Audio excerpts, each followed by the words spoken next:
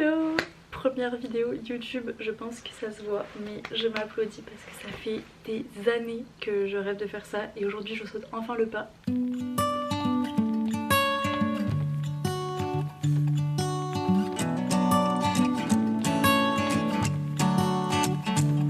Pour cette occasion, j'avais envie de vous présenter 10 livres pour apprendre un petit peu à me connaître et ça fait du sens avec le contenu que j'aimerais vous présenter sur cette chaîne, c'est-à-dire déjà évidemment parler de livres mais aussi parler de voyage parce que c'est une de mes passions. Je pars prochainement par exemple aux Pays-Bas, en Écosse et tout ça en solo, donc tenez-vous prêts pour les vlogs, oui. Je tiens à préciser que j'ai vu ce tag sur la chaîne de Twantok que j'adore, cet homme me fait mourir de rire et je le trouve hyper authentique, donc honnêtement si j'arrive à être un dixième de aussi talentueux que lui, je serais contente. J'ai essayé de faire en ordre un petit peu chronologique mais pas trop non plus. Le premier livre qui m'a vraiment marqué c'est Funplay de Morgan Piquet. Il date vraiment, je ne saurais même pas vous dire sa date de sortie, mais il m'a vraiment marqué parce que je me rappelle que j'avais des amis autour de moi qui lisaient beaucoup et moi j'étais un petit peu le mouton noir qui ne lisait, allez on va dire pas beaucoup ou alors 1 ou 2 livres par an parce que j'avais un peu la flemme.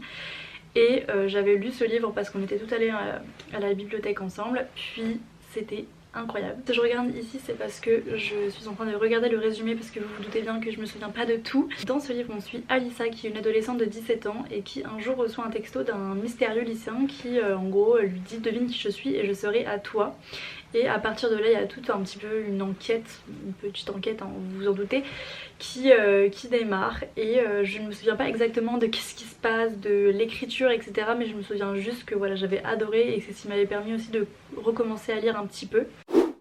Deuxième livre, alors là en fait c'est plutôt une saga au complet, c'est la saga d'Immortal Instruments de Cassandra Clare, incroyable.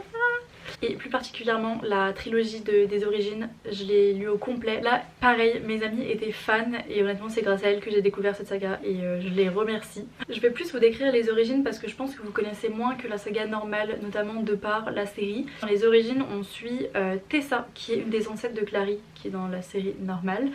Et en fait elle découvre qu'elle a un pouvoir un petit peu convoité par des forces obscures, donc les démons etc.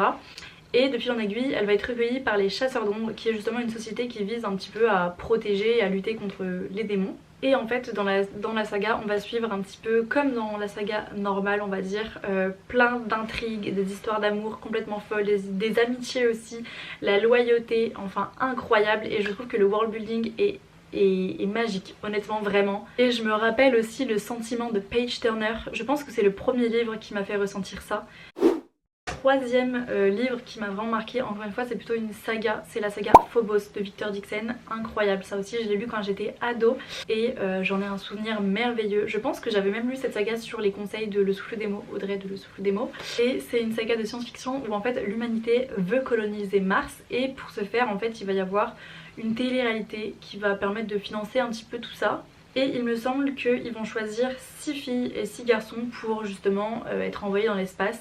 Et le but c'est que pendant le trajet jusqu'à Mars, ils tombent amoureux et qu'une fois là-bas ils fassent des enfants et tout ça et tout ça. Honnêtement c'était incroyable. Pour moi c'était vraiment un roman policier quasiment à l'époque dans le sens où il y a plein d'intrigues, plein de mystères, des complots etc. Vraiment on n'est jamais tranquille et tous les tomes sont incroyables vraiment. En tout cas moi de mon souvenir il n'y en a pas un qui était meilleur qu'un autre. Peut-être que si je les relisais ça serait différent. Et en vrai quand on y réfléchit le concept est fou et je trouve que la morale est hyper intéressante quand ça fait vraiment réfléchir sur jusqu'où on est prêt à aller pour le divertissement.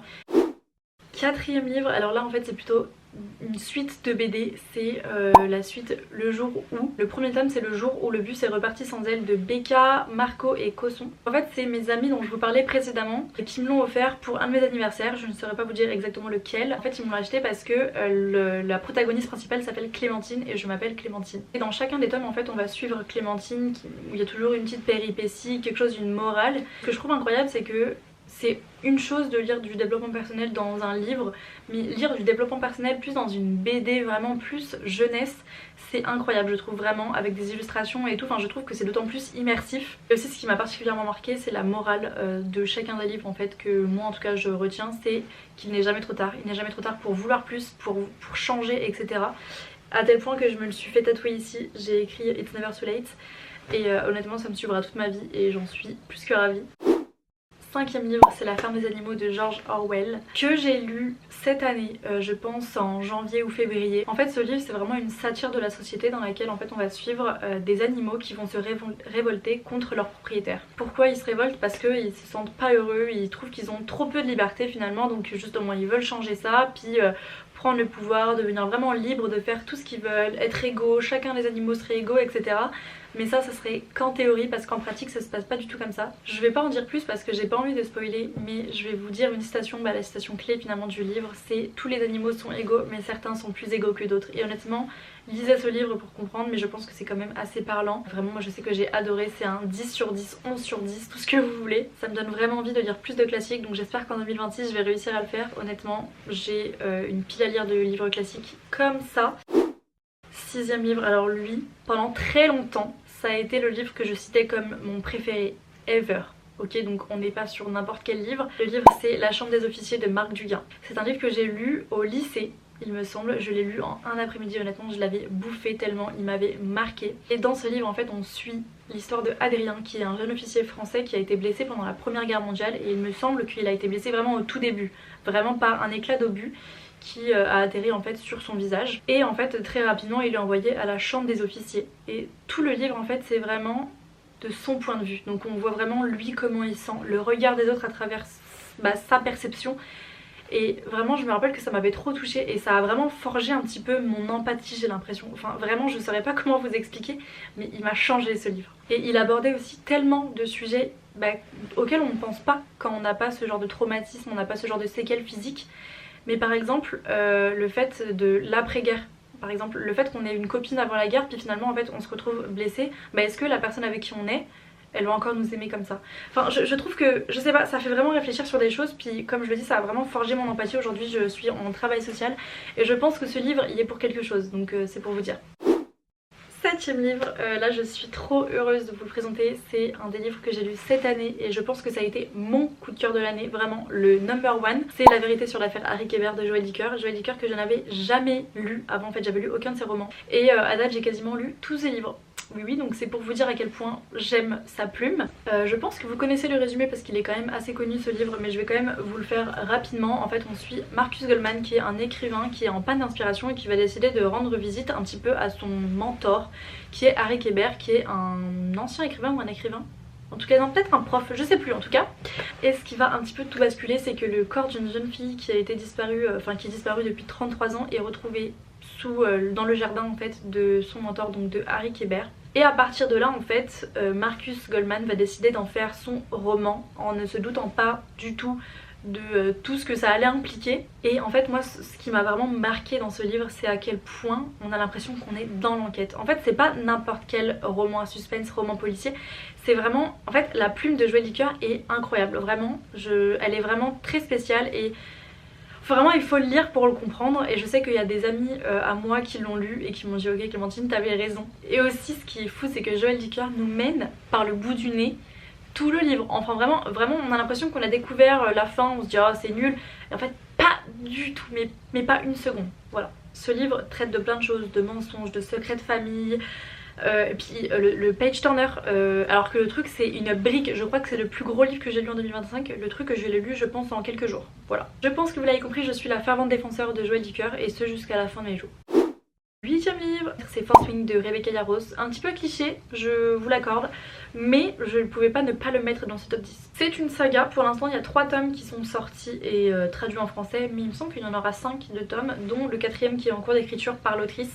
Je l'attends avec impatience. Donc dans ce livre on va suivre Violette qui est une jeune femme qui a toujours été prédestinée à devenir une scribe, c'est-à-dire une fille qui allait rester un petit peu dans les bibliothèques, au contact des livres, etc. Et elle était très douée pour ça, sauf qu'elle en connaissance de cause elle va se diriger plus vers l'académie des cavaliers des dragons, c'est-à-dire un petit peu s'entraîner pour la guerre, devenir une guerrière et un petit peu se jumeler avec un dragon. Pour cela évidemment il faut survivre aux entraînements qui sont mortels, aux épreuves qui le sont tout autant et aussi aux rivalités qui se créent, mais des personnes qui peuvent aussi te la mettre à l'envers. On est quand même dans un univers assez facile à comprendre, même si voilà ça reste de la fantasy, donc c'est trop bien, moi je le conseille à tout le monde. Et vraiment le page turner, truc de ouf, même si j'ai été un petit peu déçue par le tome 3, je tiens à le mentionner, mais le tome 1 et le 2 vraiment allez-y les yeux fermés. 9e livre pour apprendre à me connaître. En fait c'est le tome 3 de la saga Seasons qui est Un printemps pour te succomber.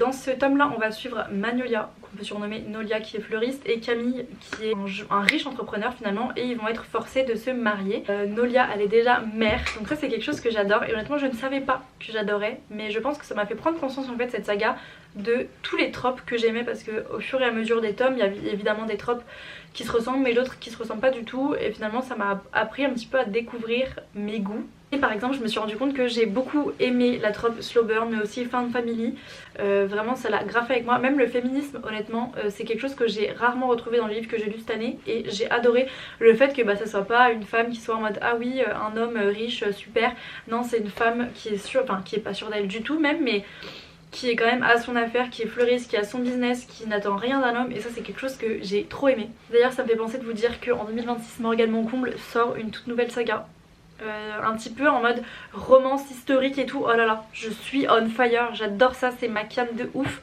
Je suis comme une folle déjà que Bridgerton, la saison 4 sort très bientôt. Et 10e et dernier livre qui est encore une fois une saga, c'est la saga Kings of Sin de Anna Wang. Honnêtement ça va être difficile de départager les tomes parce que je les ai tous aimés, alors que pour autant j'ai détesté la saga Twisted. En fait j'ai lu que le premier tome et vraiment ça a été ignoble, immonde. Bon du coup je vais vous résumer quand même le 3e tome qui est le tome L'Avarice, oui c'est ça. Donc dans ce tome là on suit Dominique Davenport qui est un milliardaire qui est parti de rien mais qui a construit sa fortune au fur et à mesure des années, et sa femme qui s'appelle Alessandra qui monte son entreprise. Et en fait on voit qu'au fur et à mesure du temps Dominique a un petit peu fait passer le boulot avant sa relation avec sa femme Alessandra, qui sont mariés depuis il me semble une dizaine d'années au moins. Et en fait au bout d'un moment Alessandra elle dit stop en fait, elle dit non en fait je vaux mieux que ça, et puis là ça fait des années que je laisse tout passer, donc là je vais me prioriser, puis ils divorcent. Là ce livre là j'ai trop aimé parce que ça m'a fait aimer la trope Second Chance. J'ai trop aimé ce truc là de un petit peu de, c'est ça, de vulnérabilité, un homme qui montre pas trop ses sentiments mais qui par amour va le faire, etc. Un petit peu genre reconstruction personnelle, je sais pas, j'ai kiffé. Mais ce que j'ai particulièrement aimé dans ce livre en fait c'est le fait que ça fait passer un bon message, je trouve, le message que en fait on peut pas tout accepter par amour, puis parfois en fait il faut être égoïste et il faut savoir se privilégier. Donc voilà, c'était les 10 livres pour apprendre à mieux me connaître. Honnêtement je pense que je vais m'améliorer en résumé de livres parce que honnêtement essayez, c'est super dur, mais j'espère avoir un tant soit peu réussi l'exercice. J'espère que cette vidéo vous a plu, si c'est le cas n'hésitez pas à vous abonner, honnêtement ça me ferait trop plaisir, et n'hésitez pas aussi à aller checker mes autres réseaux sociaux où c'est toujours Clemtrip avec 3P à la fin. Je vous fais des gros bisous et je vous dis